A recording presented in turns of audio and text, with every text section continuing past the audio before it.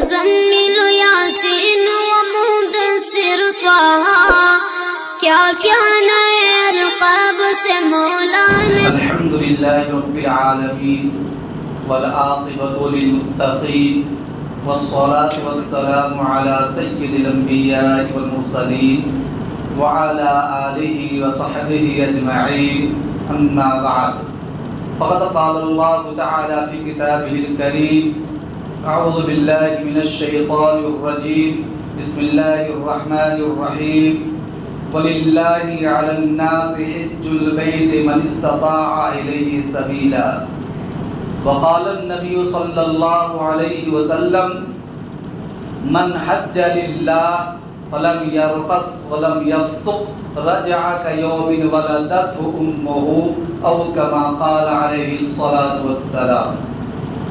شاعر نے کہا ہے خدا کا فضل نبی کی عنایتوں کا سفر، خدا کا فضل نبی کی عنایتوں کا سفر عظیم تر ہے مدینے کی وادیوں کا سفر۔ کیوں؟ چھوڑ کر اپنے سبھی کام مدینے چلیے، چھوڑ کر اپنے سبھی کام مدینے چلیے، دل وہیں پائے گا آرام مدینے چلیے۔ حج نہیں ہوگا شہیدی کی محبت کے بغیر، حج نہیں ہوگا شہیدی کی محبت کے بغیر، باندھ کر عشق کا احرام مدینے چلیے۔ معزز مکرم علماء کرام، گرامی مرتبہ سامعین اور بزرگوں دوستوں، تقریر کا عنوان ہے حج ایک عاشقانہ سفر ہے۔ اسلام کی بنیاد 5 باتوں پر ہے۔ بنی الاسلام علی 5، شہادت اللہ الہ الا اللہ واقام الصلاۃ وایتاء الزکاۃ وصوم رمضان والحج۔ اسلام کی بنیاد 5 باتوں پر ہے۔ نمبر 1، اللہ تعالیٰ کی وحدانیت کی گواہی دینا، یعنی اللہ پر ایمان لانا کہ اللہ کے علاوہ کوئی معبود نہیں ہے۔ نمبر 2، نماز قائم کرنا۔ اللہ تعالیٰ نے عاقل بالغ مسلمانوں پر 5 وقت کی نمازوں کو فرض قرار دیا ہے۔ نمبر 3، زکوٰۃ دینا۔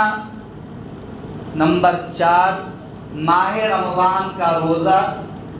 نمبر 5، حج۔ حج وہ عظیم ترین عبادت ہے جو جانی، مالی اور روحانی عبادتوں کا مجموعہ ہے۔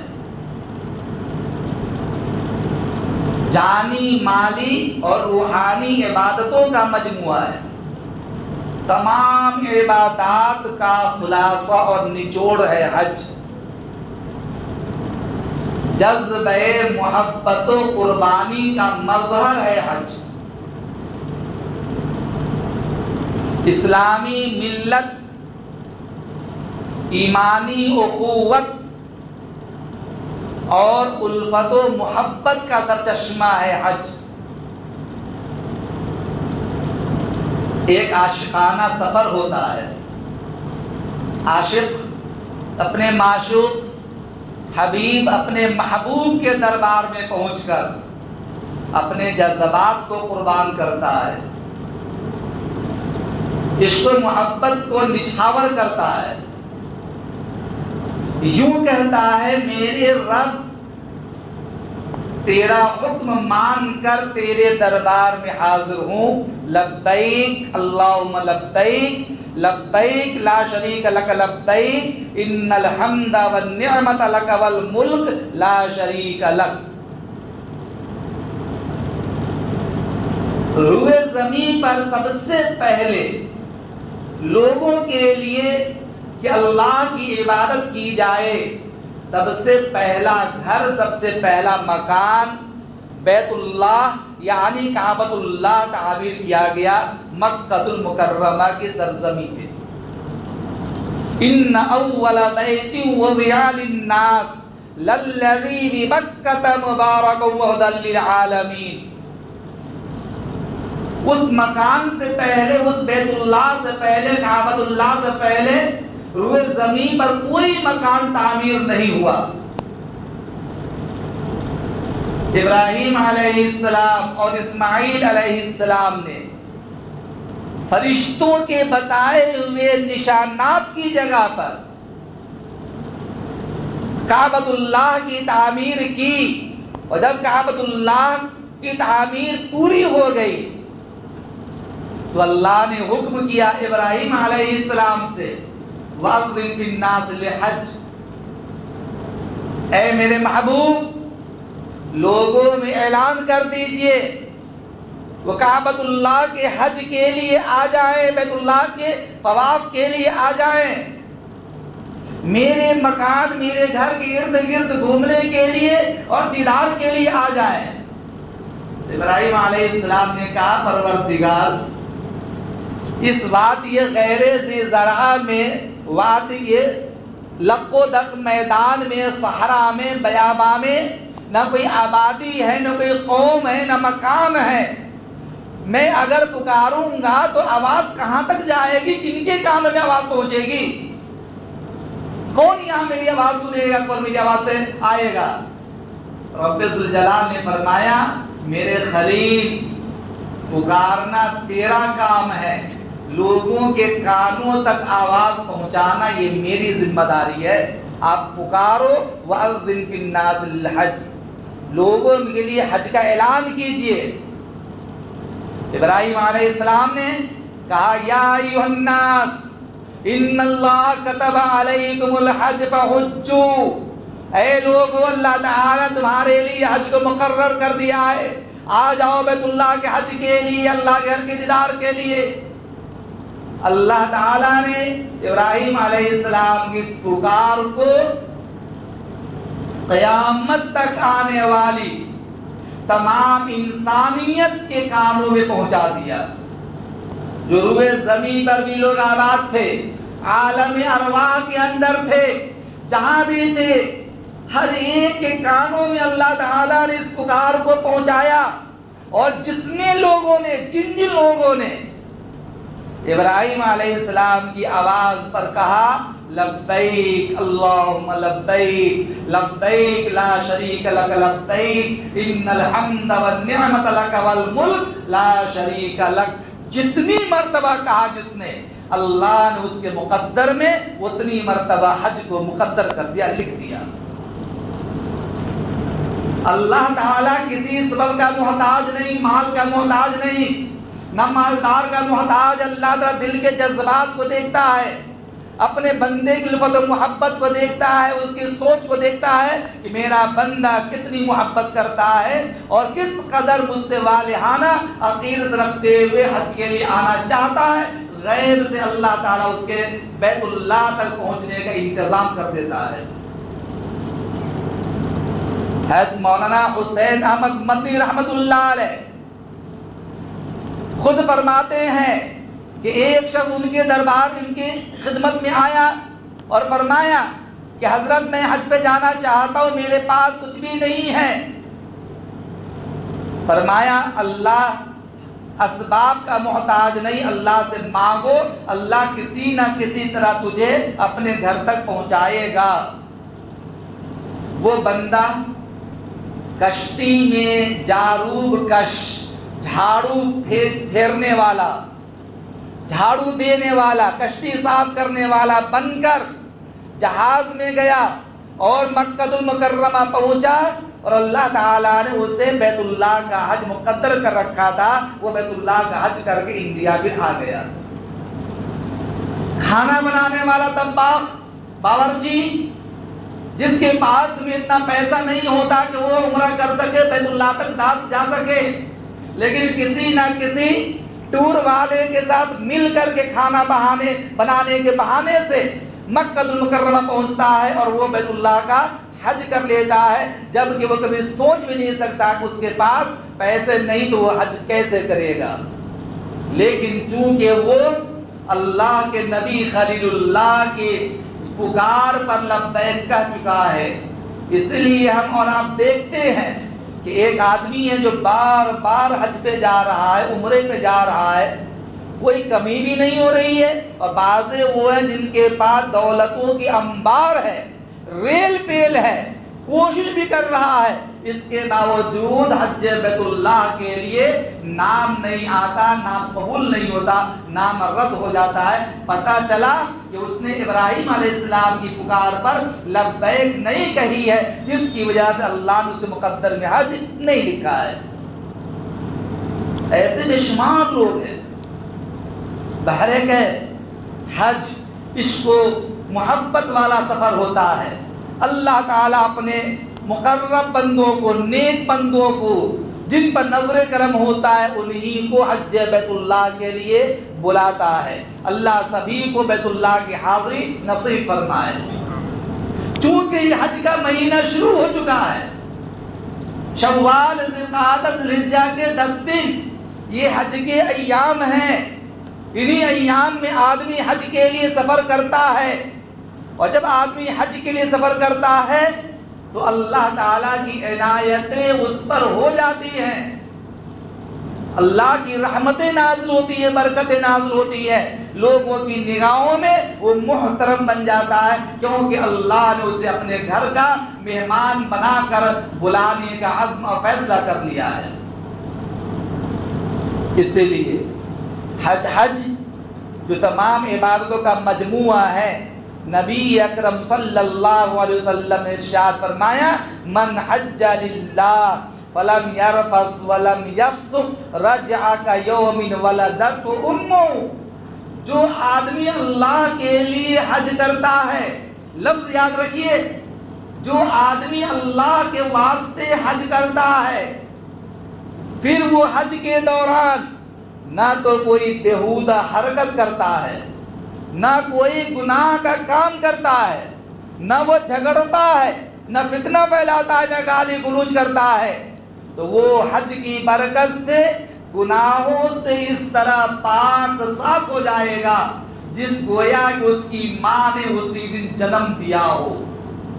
جس دن بچہ پیدا ہوتا ہے تمام صغائر سے، کبائر سے پاک صاف ہوتا ہے، گناہ کا دھبا بھی نہیں ہوتا، نقطہ بھی نہیں ہوتا، وہم بھی نہیں ہوتا۔ اس طریقہ سے اللہ تعالی حاجیوں کو گناہوں سے پاک صاف کر دیتا ہے۔ لیکن کس کو؟ ہر کس و ناقص کو نہیں۔ من حج للہ، جو حج کے لیے حج کرتا ہے، اور جو اللہ کے لیے حج کرتا ہے، اللہ تعالیٰ اس کے حج کو حج مبرور کر دیتا ہے، حج مقبول کر دیتا ہے۔ اور حج مقبول کا ثواب، الحج المبرور لیس لہ جزاء الا الجنہ، رواہ البخاری۔ حج مبرور، حج مقبول کا ثواب سوائے جنت کے اور کچھ بھی نہیں ہے۔ اللہ ڈائریکٹ بندے کو جنت میں داخل کر دیتا ہے، جنت مقدر کر دیتا ہے، جنت کا فیصلہ کر دیتا ہے جس کو حج مبرور عطا فرماتا ہے۔ اب کہیں گے حج مبرور کیا ہے؟ حج مبرور ایسے حج کو کہا جاتا ہے جس میں لا سمعت ولا ریا، نہ تو شہرت، نہ نام و نمود، نہ ریاکاری ہو۔ ایسا حج جو صرف اللہ کے لیے، وَمَا أُمِرُوا إِلَّا لِيَعْبُدُوا اللَّهَ مُخْلِصِينَ لَهُ الدِّينَ، صرف اللہ تعالیٰ کے لیے اخلاص کے ساتھ بندہ حج کے لیے جا رہا ہو، اس کو ہر چیز میں اللہ نظر آ رہا ہو، دائیں بھی اللہ، بائیں بھی اللہ، سامنے بھی اللہ، پیچھے اللہ، ہر شے میں اللہ نظر آ رہا ہو، یہاں تک کہ طواف کرتے ہوئے اللہ کا منظر، اللہ کا جلوہ سامنے ہو، نہ تو نام و نمود مقصود ہو، نہ دکھاوا مقصود ہو۔ آج کا زمانہ، معاف کیجئے گا، شہرت کا زمانہ ہے، نام و نمود کا زمانہ ہے، نام کے آگے پیچھے حاجی کا ٹائٹل لگ جائے اس کا زمانہ ہے۔ حضرت مولانا اشرف علی تھانوی رحمۃ اللہ علیہ ایک مرتبہ ٹرین سے سفر کر رہے تھے، ٹرین میں بیٹھے ہوئے تھے، سامنے والی سیٹ پہ ایک بڑے میاں بھی بیٹھے ہوئے تھے، ماشاءاللہ چہرے پہ داڑھی تھی، ہاتھ میں تسبیح، سر پہ ٹوپی، کرتا پاجامہ پہنے ہوئے۔ حضرت تھانوی رحمۃ اللہ علیہ نے اس سے پوچھا، بڑے میاں آپ کا نام کیا ہے؟ تو کہا، بہت گاڑھے انداز میں تعارف کرایا، حاجی عبد الکریم صاحب، حاجی عبد الکریم صاحب۔ اس بڑے میاں نے حضرت تھانوی رحمۃ اللہ علیہ سے پوچھا کہ آپ کا نام کیا ہے؟ پہچانتا نہیں تھا، آپ کا نام کیا ہے؟ تو حضرت تھانوی نے فرمایا، نمازی اشرف علی تھانوی۔ کیا کہا؟ نمازی اشرف علی تھانوی۔ تو وہ بڑی میاں کہتے، ارے بھائی یہ کوئی تعارف ہے؟ یہ کوئی نام ہوتا ہے؟ نمازی اشرف علی تھانوی کوئی نام ہوتا ہے کیا؟ نمازی کیسے لگا دیا؟ تو تھانوی رحمۃ اللہ فرمایا کہ بھائی نمازی نام نہیں ہو سکتا تو حاجی عبد الکریم نام کیسے ہو سکتا ہے؟ کہا، مولانا میں نے حج کیا ہے، حج، اس لیے میرے نام کے پیچھے آگے پیچھے حاجی لگتا ہے، عبد الکریم حاجی یا حاجی عبد الکریم۔ تھانوی رحمۃ اللہ علیہ فرمایا کہ میں بھی روزانہ 5 وقت کی نماز پڑھتا ہوں، آپ نے ایک مرتبہ حج کیا تو آپ کا ٹائٹل حاجی بن گیا، میں روزانہ 5 وقت کی نماز پڑھوں تو نمازی نہیں کہلاؤں۔ حضرت تھانوی نے اپنے اس عمل سے اس کو منہ توڑ جواب دیا اور اس کی اصلاح فرمائی کہ آپ کا نام عبد الکریم ہے، عبد الکریم ہی رکھیں، اپنا عبد الکریم ہی کہلائیں۔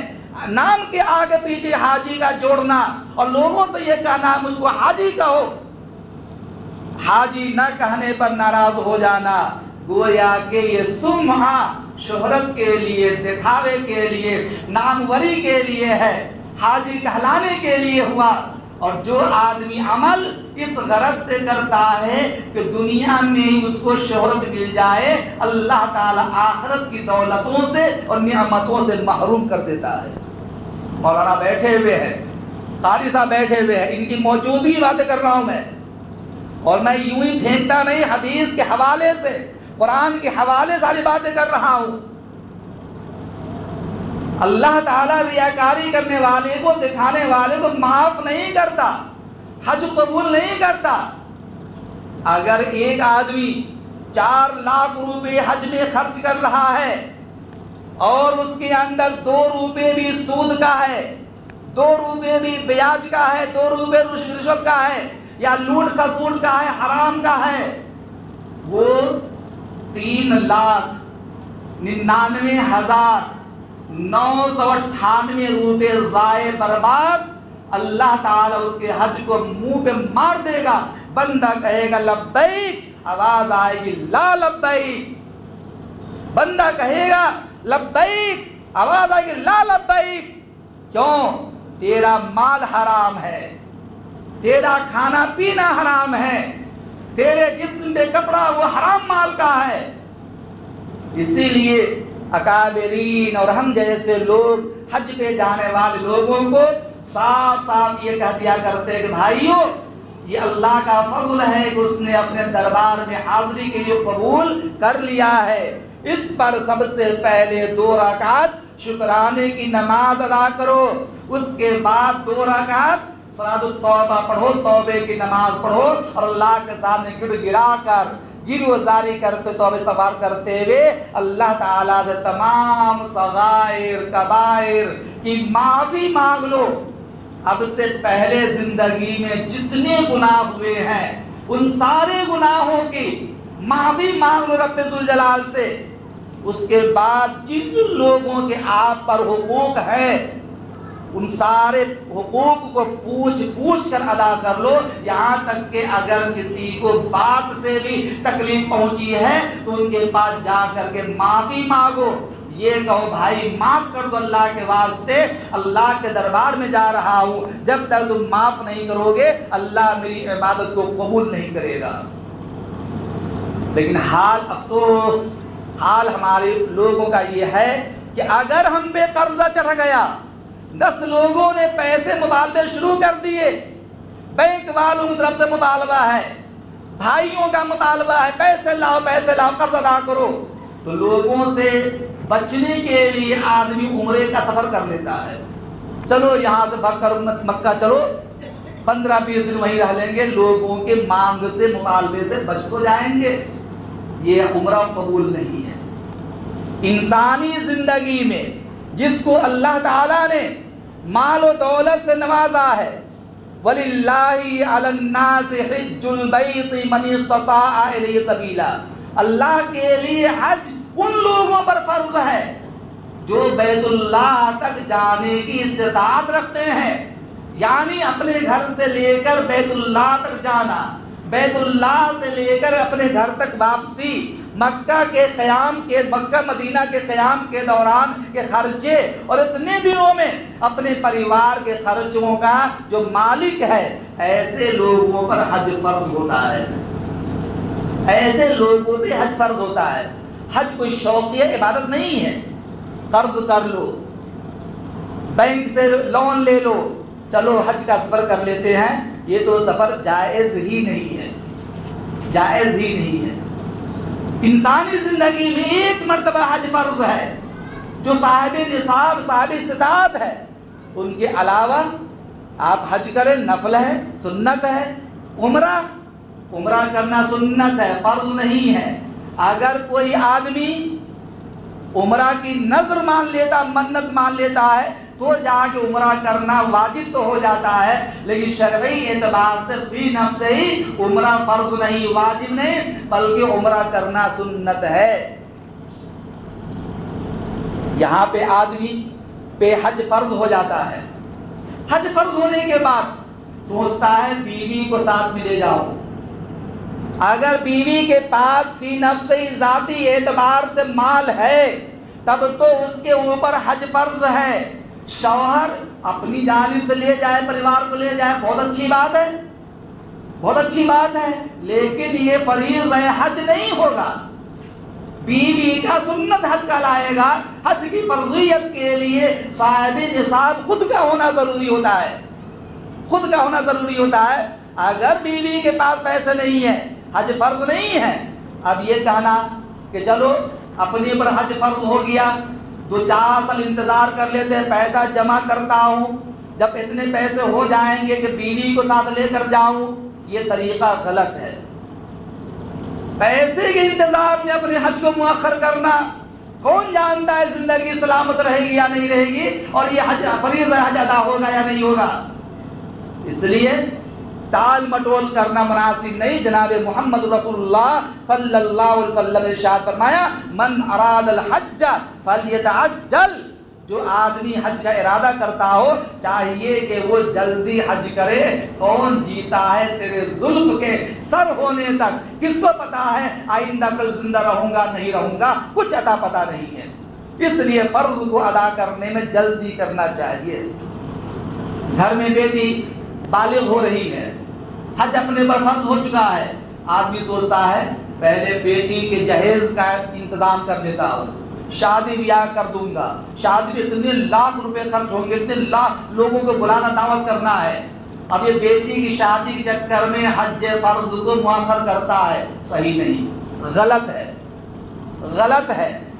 گویا کہ ایک فریض ہے حج جو اللہ تعالیٰ نے مقرر کر دیا ہے، بیٹی کی شادی میں جس میں اتنے خرافات انجام دینا جائز ہی نہیں ہے، ان خرافات کو انجام دینے کے لیے آپ اللہ تعالیٰ کے فریضہ کو جو محبوب عمل ہے، عاشقانہ سفر ہے، جذبہ محبت و قربانی والا سفر ہوتا ہے، ایسے سفر کو مؤخر کیا جائے، اسلام مذہب اس کی اجازت نہیں دیتا ہے۔ اچھا، میں نے کہا کہ حج مقبول کا ثواب جنت ہے، تو حج مقبول کی پہچان کیا ہے؟ ذرا یہ بھی سن لیا جائے، حج مقبول کی پہچان کیا ہے؟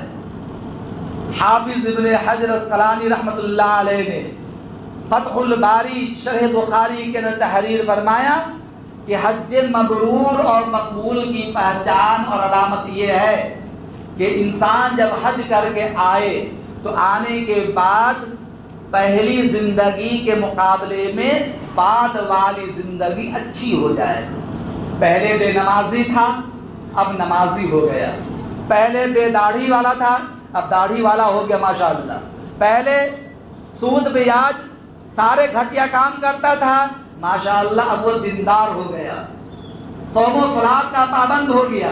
پہلے کھلی گالیاں بکتا تھا، اب زبان بھی اللہ اللہ سبحان اللہ الحمدللہ لا حول ولا قوت الا باللہ کا ورد آ گیا ہے، گالیاں نہیں بکتا ہے. پہلے رنگداری کرتا تھا، رنگ بازی کرتا تھا، اب نہیں، اب تو اس کی زندگی اللہ اور اس کے رسول کی محبت میں رنگ چکی ہے، اس کا حال بدل چکا ہے.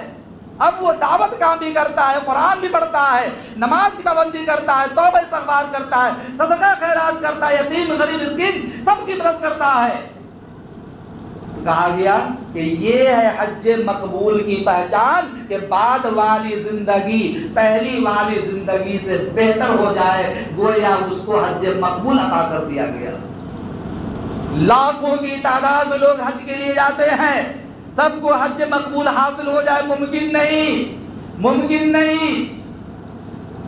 حسن بصری رحمت اللہ علیہ حج کے لیے تشریف لے گئے، 6 لاکھ کا مجمع تھا اس وقت. حسن بصری رحمت اللہ علیہ حج کے لیے تشریف لے گئے، 6 لاکھ کا مجمع تھا. میدان عرفات میں پہنچے، دعا مانگنے لگے، اے پروردگار عالم 6 لاکھ لوگ تیرے دربار میں حج کے لیے آئے ہیں، اے اللہ کتنے لوگوں کا حج قبول ہوا ہے. تو آواز آئی غیب سے کہ 6 لاکھ لوگوں میں سے صرف ایک آدمی کا حج قبول ہوا ہے، بقیہ 5,99,999 آدمی کا حج رد کر دیا گیا ہے. حسن بصری رحمت اللہ علیہ سجدے میں گر گئے، رونے لگے. ہم ہوتے، آپ ہوتے تو سوچتے کہ وہ ایک آدمی جس کا حج قبول ہوا ہے وہ تو میں ہی ہوں، میں ہی اللہ کی نظر محبوب ہوں، میرا حج قبول ہوا، کسی کا حج قبول نہیں ہوا. حسن بصری رحمت اللہ علیہ کہتے ہیں کہ اللہ معلوم نہیں وہ کون بندہ تیرا ہے، کتنے لوگوں کا حج قبول نہیں ہوا. اے اللہ اتنے دور دور سے لوگ حج کر کے آئے ہیں، اپنے جذبات کو قربان کیا، مال کو قربان کیا، محبتوں کو قربان کیا ہے، ساری مصروفیات کو تیز کر کے بزنس کاروبار کو چھوڑ کر کے تیری محبت میں آج یہاں میدان عرفات میں آئے ہوئے ہیں. اے اللہ اگر کسی کا حج قبول نہیں ہوا تو ان بیچاروں کا کیا ہوگا، یہ تیری محبت میں حج کے لیے آئے ہیں، اے اللہ حج سب کا قبول کر لے.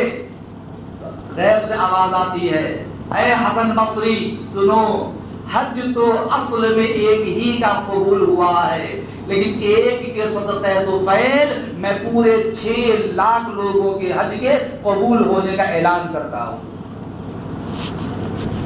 ایک کو حج مقبول ملا ہے اور ایک کے صدقہ طفیل سارے لوگوں کے حج کو میں قبول کرتا ہوں، اس کا اعلان کرتا ہوں. یہ تھے وہ اللہ کے نیک بندے جو میدان عرفات میں جا کر لوگوں کے حج کی قبولیت کی دعا مانگتے ہیں. لیکن آج ہمارے اندر اخلاص کے بجائے ریاکاری آ گئی، اللہ کو خوش کرنے کے بجائے دکھاوا آ گیا، اللہ کے سامنے رونے کے بجائے شہرت و ناموری آ گئی. چنانچہ برا تو لگے گا لیکن مسئلہ ہے. تمام دارالفتہ کے مفتیان کرام یہ کہتے ہیں، دارالعلوم دیوبند کے بھی مفتیان کرام، جامعہ العلوم اسلامیہ میں نوری ٹاؤن کراچی کے بھی مفتیان کرام، ہندوستان کے بڑے بڑے ادارے کے مفتیان کرام، کہ حج پہ جانے سے پہلے جو حاجی کے گھر دعوتوں کا اہتمام ہوتا ہے اور بڑے تمتراک انداز میں ہوتا ہے، تو مسئلہ جان لیجئے، اگر حاجی سے ملنے کے لیے لوگ آتے ہیں، آنا چاہیے، اچھی بات ہے، دعا کرنی چاہیے. حاجیوں سے ملنے کے لیے لوگ آتے ہیں، مہمان آتے ہیں، ان کی ضیافت کرنا گھر والوں کی ذمہ داری ہے، احترام کرنا چاہیے، کھانا کھلانا چاہیے.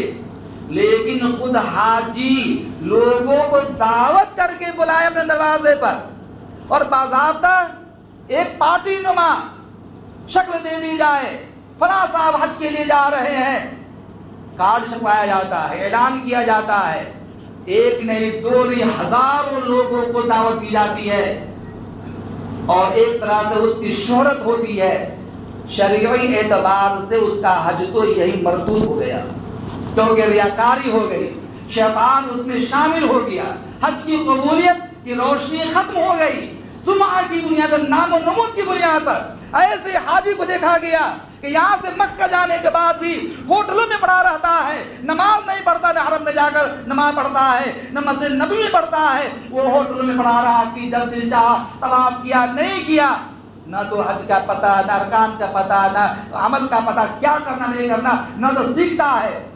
جتنے پیسے دعوت پہ خرچ کرتا ہے اتنے پیسے بلکہ ہزار روپے خرچ کر کے کسی مولوی کو دروازے پر رکھ لو 2000 دن کے لیے اور حج کا پورا طریقہ سیکھ لے، یہ کارآمد چیز ہے، وہ لاکھوں روپے دعوت پہ خرچ کرنے کے مقابلے میں۔ اور پھر کیا ہوتا ہے، اگر کوئی حاجی حج پہ جا رہا ہے، کوئی آدمی محبت میں آیا، پھولوں کا ہار ڈال دیا، جائز ہے، اکرام ہے، تعظیم ہے، کوئی حرج نہیں ہے، لیکن ایک رسم دے دینا، سارے لوگ پھولوں کا ہار لیے آ رہے ہیں، بیٹھے ہوئے شان سے پھولوں کا ہار ڈالا جا رہا ہے، ویڈیو بن رہا ہے، فوٹو لیا جا رہا ہے، پھولوں کا ہار گلے سے نکل نہیں رہا ہے، یہ رسم میں سے ہے، شیطان اس پر مذاق اڑاتا، خوش ہوتا ہے اور عبادت کا رنگ یہی پھیکا پڑ جاتا ہے۔